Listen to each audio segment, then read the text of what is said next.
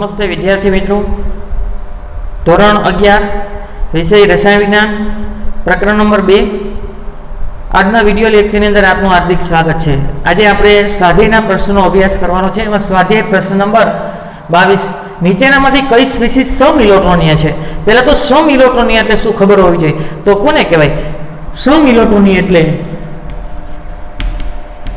ઇલેક્ટ્રોનની સંખ્યા સમાન, ઇલેક્ટ્રોનની સંખ્યા કેવી હોય? સમાન। સમઇલેક્ટ્રોનિયા કોને કહેવાય? જેની અંદર ઇલેક્ટ્રોનની સંખ્યા સમાન હોય એને સમઇલેક્ટ્રોનિયા કહેવાય। અહીં સ્પીસીસ લખવું, એનો પરમાણુ ક્રમાંક લખવું અને આપણે શું ગોતવાના? ઇલેક્ટ્રોનની સંખ્યા ગોતી લો એટલે સમઇલેક્ટ્રોનિયા મળી જાય। ઇલેક્ટ્રોનની સંખ્યા, ઇલેક્ટ્રોનની સંખ્યા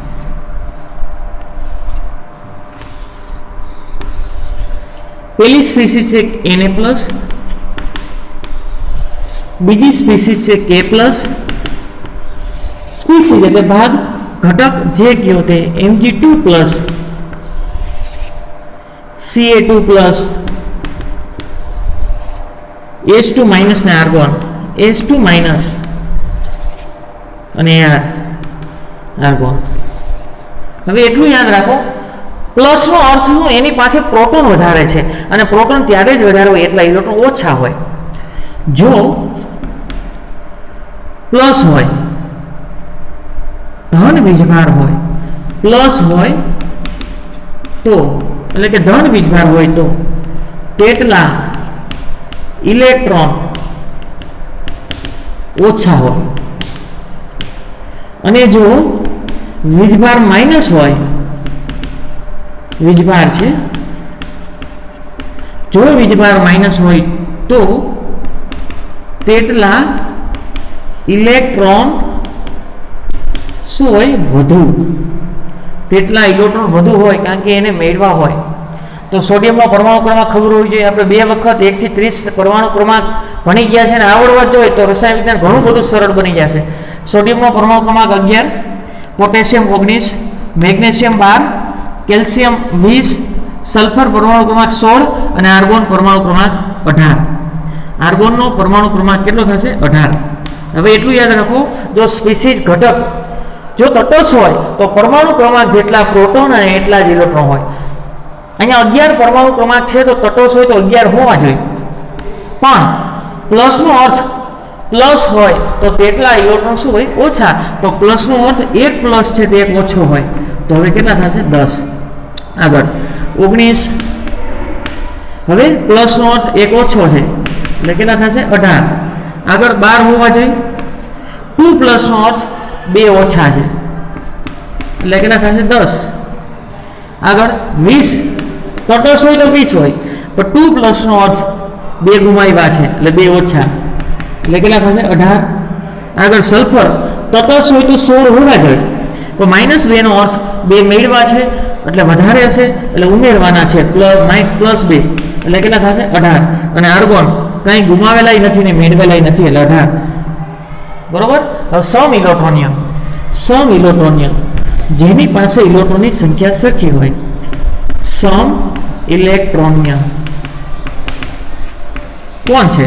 એક Na+ ને Mg2+, Na+ અને Mg2+, તેની પાસે 10 ઇલેક્ટ્રોન છે। કેટલા ઇલેક્ટ્રોન છે? 10। તો એ સમઇલેક્ટ્રોનિયા। બીજી જોડી કઈ થઈ? સમઇલેક્ટ્રોની, સમઇલેક્ટ્રોનિયા। બીજા કોણ થશે સમઇલેક્ટ્રોનિયા? 18 વાળો, 18 અને 18 તો K+, એની સાથે સમઇલેક્ટ્રોનિયા કોણ છે? બીજો 18 વાળો કેલ્શિયમ Ca2+, ત્રીજો 18 વાળો કોણ છે? સલ્ફર 2- અને આર્ગોન, એ પણ સમઇલેક્ટ્રોનિયા છે, કારણ કે તેની પાસે કેટલા ઇલેક્ટ્રોન છે? 18 ઇલેક્ટ્રોન। બધાની પાસે સરખા ઇલેક્ટ્રોન છે એટલે એકબીજા સાથે કેવા છે? સમઇલેક્ટ્રોનિયા। સ્વાધ્યાય પ્રશ્ન નંબર 23, એની અંદર 3 આપેલા છે। નીચેના આયનોના ઇલેક્ટ્રોનીય બંધારણ લખો। હવે ઇલેક્ટ્રોનીય બંધારણ કીધા જ, પણ ઇલેક્ટ્રોન રચના લખવાની છે। ઇલેક્ટ્રોન રચના જશે કદાચ, ઇલેક્ટ્રોન રચના લખવાની છે। તો ઇલેક્ટ્રોન રચના લખવા માટે એટલી તમને ખબર હોવી જોઈએ. આ 1s, પછી આ 2s, આ 2p. n બરાબર 3 હોય તો 3 ઉપલબ્ધ, 3s, 3p અને 3d. n બરાબર 4 હોય તો 4s, 4p, 4d અને 4f. એટલી ખબર હોવી જોઈએ. પહેલા ઇલેક્ટ્રોન આમાં ભરાશે, પછી આની અંદર ભરાશે, પછી આ રીતે ગોઠવણી થશે અને આ રીતે. બરોબર. હવે હાઇડ્રોજન પરમાણુ ક્રમાંક, હાઇડ્રોજનનો પરમાણુ ક્રમાંક 1 હોય. હાઇડ્રોજનનો પરમાણુ ક્રમાંક 1 હોય. માઇનસનો અર્થ એને 1 ઇલેક્ટ્રોન મેળવો છે એટલે 2 ઇલેક્ટ્રોન થશે. કેટલા ઇલેક્ટ્રોન થશે? 2. તો એની ઇલેક્ટ્રોન રચના શું થશે? આમાં 2 મૂકી દો. 2 ની કેપેસિટી છે 1s2. એની ઇલેક્ટ્રોન રચના થઈ ગઈ 1s2. આ થઈ ગઈ પૂરું. આગળ સોડિયમનો પરમાણુ ક્રમાંક 11. તો એની ઇલેક્ટ્રોન રચના લખું. 2 અહીંયા, 2 અહીંયા એટલે 4, 4 ને 6 અહીંયા 10, 10 ને 1 11. તો આ ઇલેક્ટ્રોન રચના લખું 1s2, 2s2. પછી કોણ આવે? 2p. 2p ની કેપેસિટી કેટલી છે? 6 ની. અને 11મો ઇલેક્ટ્રોન 3s માં આવશે. 11મો ઇલેક્ટ્રોન ક્યાં આવશે? 3s માં. પણ ધ્યાન રાખો, પરમાણુ ક્રમાંક સોડિયમનો 11 એટલે 11 ઇલેક્ટ્રોન હોવા જોઈએ. આ 2 ને 2 4 ને 6 10 પ્લસનો અર્થ આ 11. તો પ્લસનો અર્થ એક ગુમાવ્યો છે એટલે આની અંદર ઇલેક્ટ્રોન હશે નહીં. નો લખો તો કાંઈ નહીં, અથવા લખવો હોય તો કેટલા લખવાના? 0. ગુમાવ્યો છે. ક્યાંથી ગુમાવ્યો છે? 3s માંથી. આગળ ઓક્સિજનનો પરમાણુ ક્રમાંક પહેલા ખબર હોય છે 8. એટલે કેટલા ઇલેક્ટ્રોન થશે? 8. -2 નો અર્થ 2 મેળવેલા છે એટલે કેટલા થશે? 10. 8 ને 2 10. તો ઇલેક્ટ્રોન આના જેવી જ થશે, ઉપરના જેવી. 1s2, 2s2 અને 2p6. અહીંયા 2 ને 2 4, 4 ને 6 10. ઓકે. આ ઓક્સિજનની ઇલેક્ટ્રોન રચના થઈ ગઈ. ફ્લોરિન પરમાણુ ક્રમાંક 9. ફ્લોરિન પરમાણુ ક્રમાંક 9 એટલે ઇલેક્ટ્રોનની સંખ્યા 9 થશે. પણ માઇનસનો અર્થ એક મેળવેલો છે 10. તો એ જ ઇલેક્ટ્રોન રચના એને જેવી જ થશે. 1s2, 2s2 અને 2p6 બધાની ઇલેક્ટ્રોન રચના સરખી છે. આ ન લખો તો પણ ચાલશે. આ સમ ઇલેક્ટ્રોનિય થયા. આ ત્રણેય કેવા થશે? સમ ઇલેક્ટ્રોનિય.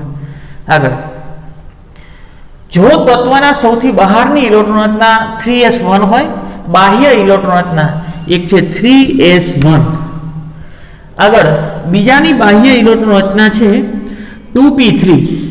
2p3. ત્રીજાની બાહ્ય ઇલેક્ટ્રોન રચના છે 3p5.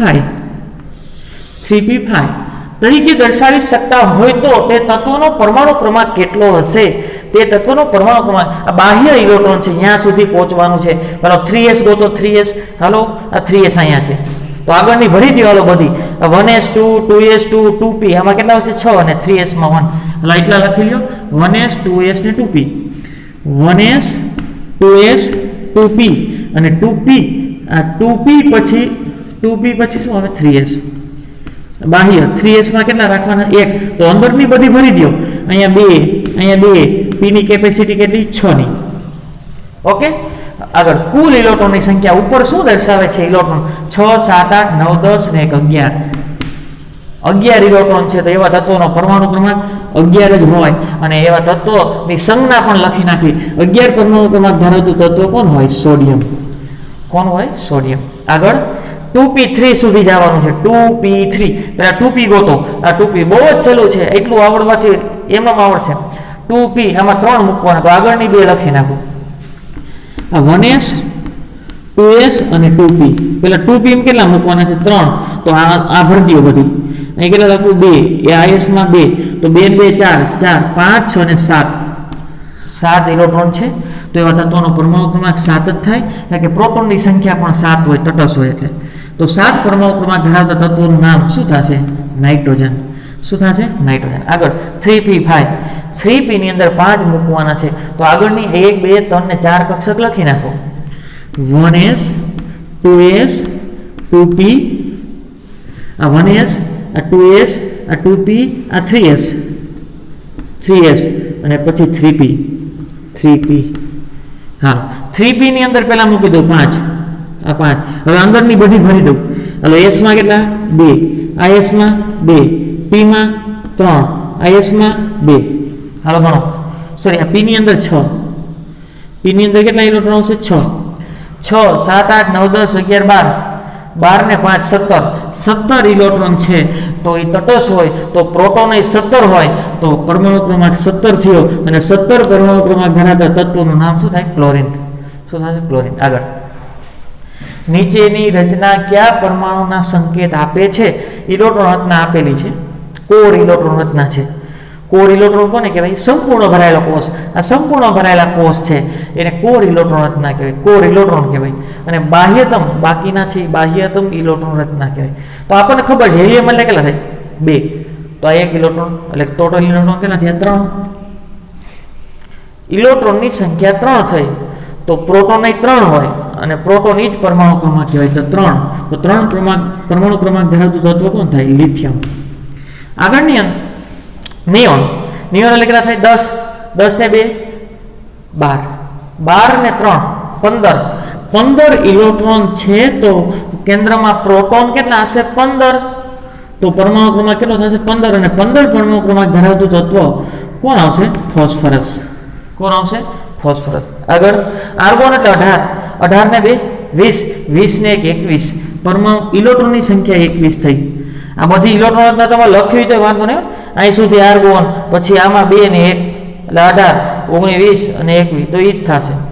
18 19 20 અને 21 21 ઇલેક્ટ્રોન થયા તો પ્રોટોન 21 હોય તો પરમાણુ ક્રમાંક 21 અને 21 પરમાણુ ક્રમાંક ધરાવતું તત્વ S6 કેનેડિયમ.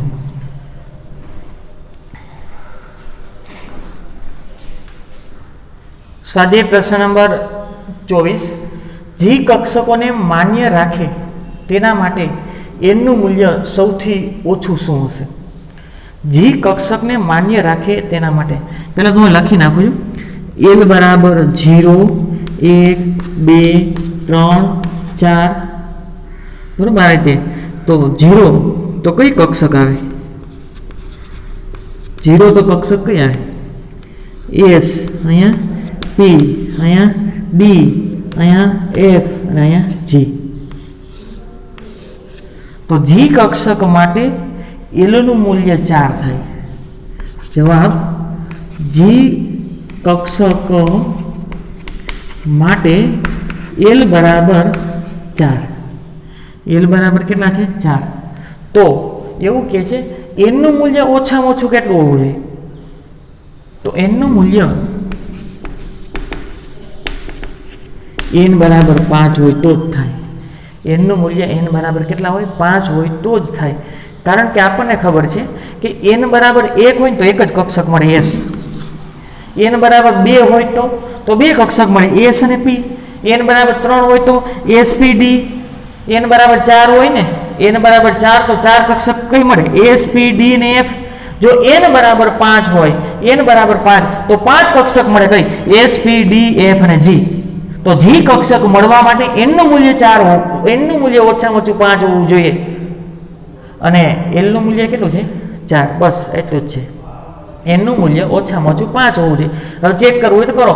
n બરાબર 5 છે તો l નું મૂલ્ય 0 થી n - 1, 0 થી n - 1 હોય તો 5 માંથી 1 બાદ કરું તો 4 જ મળે. બરાબર. તો 4 માટે જી નું મૂલ્ય આ રીતે. બરાબર. l નું મૂલ્ય 4. આગળ એક ઇલેક્ટ્રોન 3D કક્ષકમાં છે. ઇલેક્ટ્રોન છે એ ક્યાં છે? 3D કક્ષકમાં. એક કક્ષકમાં છે. આ ઇલેક્ટ્રોન માટે n l m ના શક્ય મૂલ્ય આપો. હાલો, આ પેલું n નું મૂલ્ય બતાવે. પેલું શું બતાવે? n. તો n બરાબર 3. પેલું છે n નું મૂલ્ય બતાવે. આગળ l. d માટે આ તો ખબર હોવી જ જોઈએ. 0 તો S, 1 તો B, 2 તો D, 3 તો F અને 4 તો G. બરોબર. આગળ જરૂર હોય તો લખતી જવાની. 5 તો H.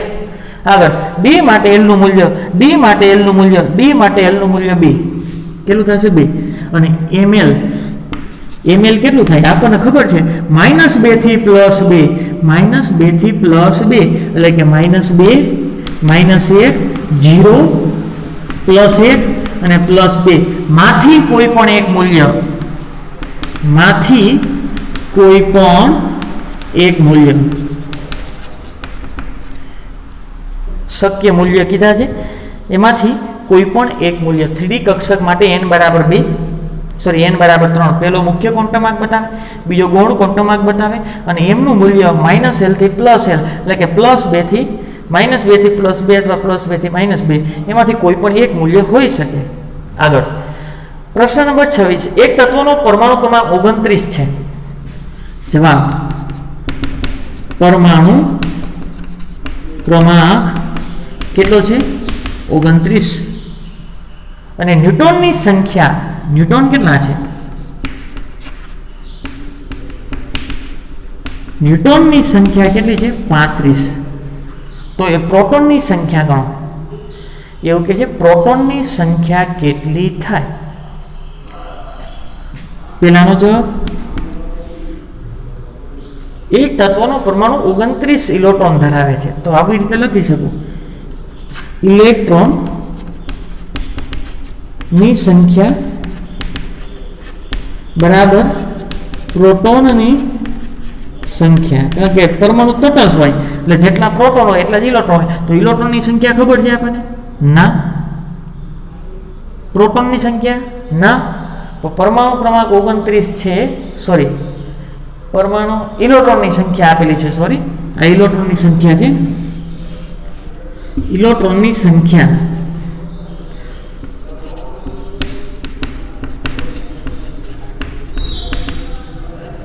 ઇલેક્ટ્રોનની સંખ્યા 29 છે.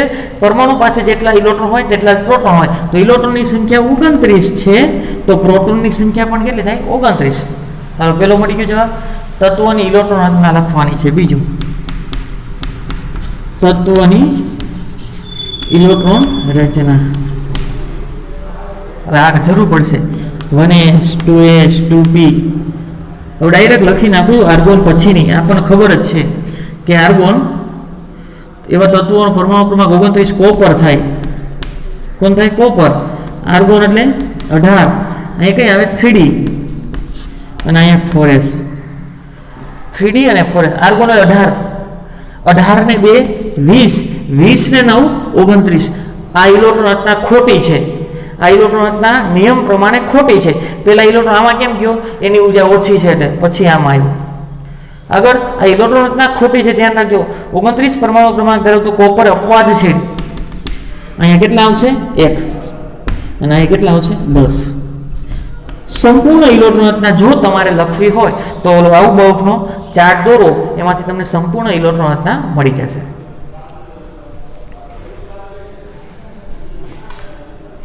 સ્વાધ્યાય પ્રશ્ન નંબર 27. H2 અને O2 સ્પીસીઝમાં ઇલેક્ટ્રોનની સંખ્યા આપો. પહેલા તો સ્પીસીઝ લખી નાખો. સ્પીસીઝ એનો અનુરૂપ અણુ તત્વનો પરમાણુ ક્રમાંક. તત્વનો પરમાણુ ક્રમાંક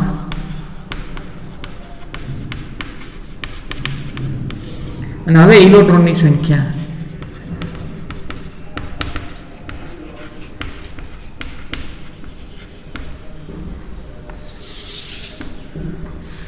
એક સ્પીસીસ છે H2+, બીજી સ્પીસીસ છે H2 અને ત્રીજી સ્પીસીસ છે O2+. આની અંદર ઇલેક્ટ્રોનની સંખ્યા ગણવાની છે. એને અનુરૂપ અણુ, અહીંયા અણુ શું થશે? H2, અહીંયા H2 અને અહીંયા O2.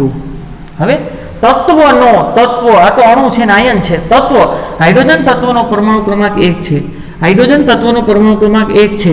ઓક્સિજન તત્વનો પરમાણુ ક્રમાંક 8 છે. આગળ ઇલેક્ટ્રોનની સંખ્યા આ સ્પીસીસમાં ગણવાની છે. એક હાઇડ્રોજનનો પરમાણુ ક્રમાંક 1 છે. આપણી પાસે 2 હાઇડ્રોજન છે એટલે 2. આગળ પ્લસનો અર્થ જો ધન હોય તો એટલા ઇલેક્ટ્રોન ઓછા, 1 ઓછો એટલે કેટલા ઇલેક્ટ્રોન થશે? 1. આ સ્પીસીસમાં એક જ ઇલેક્ટ્રોન હોય. H2 હોય તો 2 હોય. આગળ H પરમાણુ ક્રમાંક 1 તો 2 હાઇડ્રોજન છે એટલે પરમાણુ ક્રમાંક 2 થશે. ઇલેક્ટ્રોન ગુમાવેલા કે મેળવેલા નથી એટલે સ્પીસીસમાં ઇલેક્ટ્રોનની સંખ્યા કેટલી થશે? 2. આગળ પરમાણુ ક્રમાંક તત્વનો 8 છે એટલે 8 ઇલેક્ટ્રોન હોય, પણ 2 ઓક્સિજન છે એટલે 8 × 16. આ સ્પીસીસની વાત કરીએ તો આની અંદર 16 હોય. આની સ્પીસીસની વાત કરીએ તો પ્લસ છે, પ્લસનો અર્થ એક ગુમાવેલો છે એટલે એક ઓછો, એટલે કેટલા થશે 17. આગળ સ્વાધ્યાય પ્રશ્ન નંબર 28, એમાં પેલું કોઈ એક પરમાણ્ય કક્ષક માટે n બરાબર 3 છે. n બરાબર શું છે 3. તો l અને ml ના શક્ય મૂલ્ય, l અને ml ના શક્ય મૂલ્ય જણાવો. જવાબ પેલાનો n બરાબર 3, n બરાબર 3 માટે l બરાબર આપણને ખબર છે 0 થી n - 1, 0 થી n - 1 એટલે n ની 3 કિંમત હોય ને તો l ની 3 જ મળે. કઈ 0, 1 અને 2 એ 3 કિંમત મળી.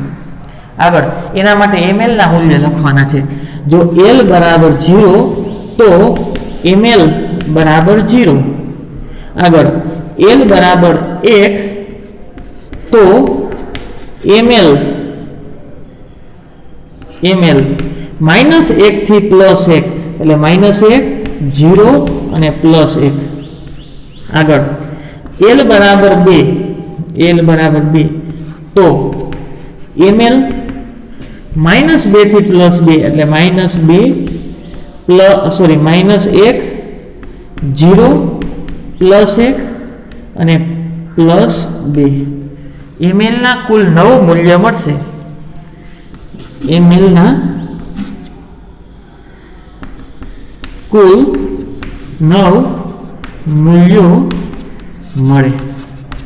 એ અહીંથી ને જ ખબર પડી જાય. એટલે 9 કક્ષક હોય, n બરાબર 3 તો 3 નો સ્ક્વેર એટલે કક્ષકોની સંખ્યા કેટલી થઈ 9. 9 એ 9 ના મૂલ્ય આ રહ્યા. 1 નો 0, એ 2, 3, 4, 5, 6, 7, 8 ને 9. આગળ બીજાનો જવાબ લખી.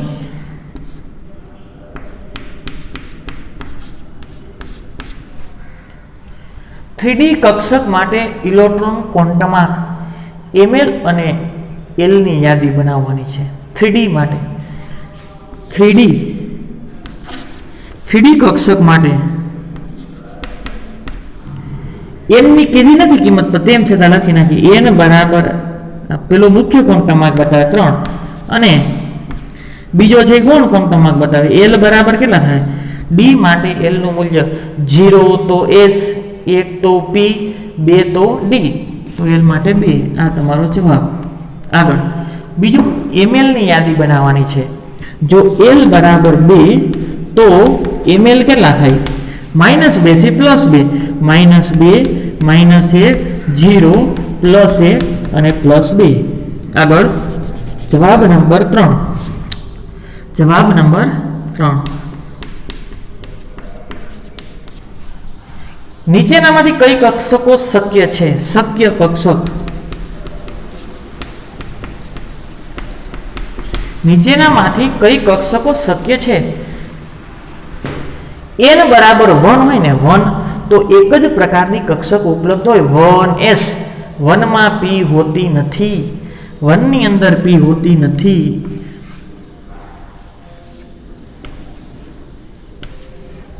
આ પેલી કક્ષા, આ બીજી, આ ત્રીજી, આ ચોથી.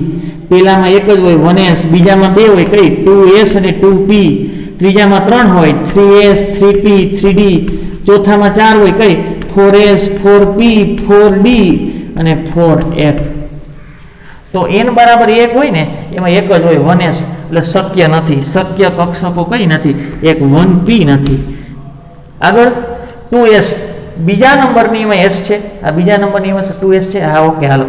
2p બીજા નંબરની છે એમાં 2p છે. હા ઓકે. આગળ ત્રીજા નંબરની છે એમાં f છે, ચેક કરો. ત્રીજા નંબરમાં f ન હોય, 3 જ હોય s, p, d, એમાં f છે નહીં. f ક્યાંથી શરૂઆત થાય 4 થી, એટલે આ પણ શક્ય નથી. આ પણ શક્ય નથી. 3f શક્ય નથી.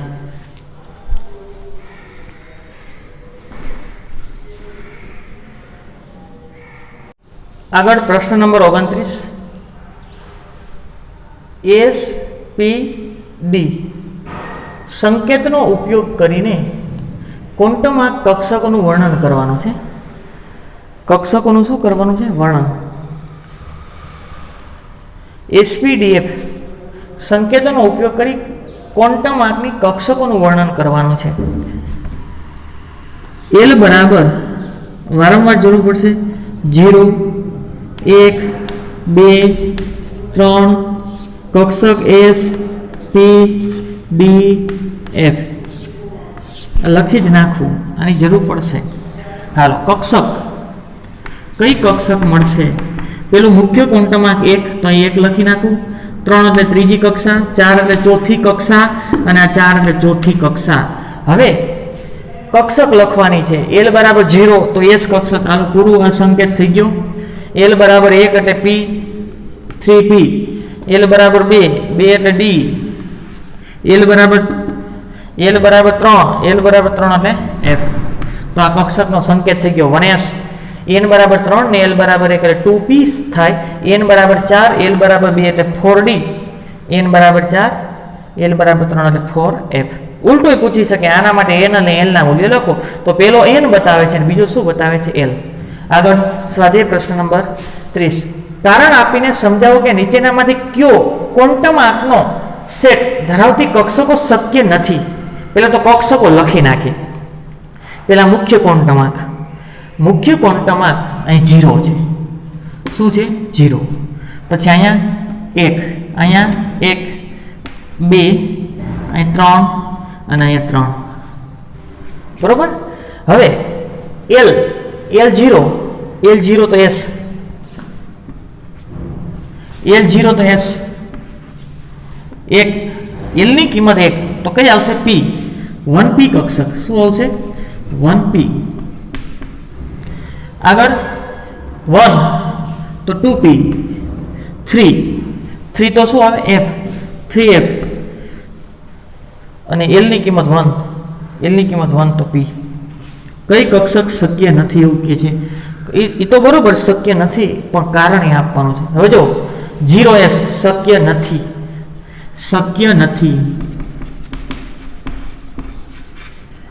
કારણ કે n બરાબર 0 ના હોઈ શકે. n ની કિંમત શૂન્ય સિવાયની ધનપૂર્ણક સંખ્યા છે. n બરાબર 0 ના હોઈ શકે. બરોબર. જેમ કે 0 કક્ષા છે જ નહીં, 1 થી તો શરૂઆત થાય, એટલે શક્ય નથી. આગળ 1S શક્ય છે. 1S કક્ષક શક્ય છે. પેલી કક્ષાની અંદર એક જ કક્ષક હોય એને શું કહેવાય? 1S, જે શક્ય છે. આગળ પેલી કક્ષાની અંદર એક જ પ્રકારની કક્ષક હોય, કઈ? S. તો 1P આવ્યું ક્યાંથી? તો શક્ય નથી. કારણ શું? કારણ એ છે કે n અને L ના મૂલ્ય ક્યારેય સરખા ન હોય. n નું મૂલ્ય 1 હોય ને તો L નું મૂલ્ય 0 થી n - 1, આના કરતા એક મૂલ્ય ઓછું હોય.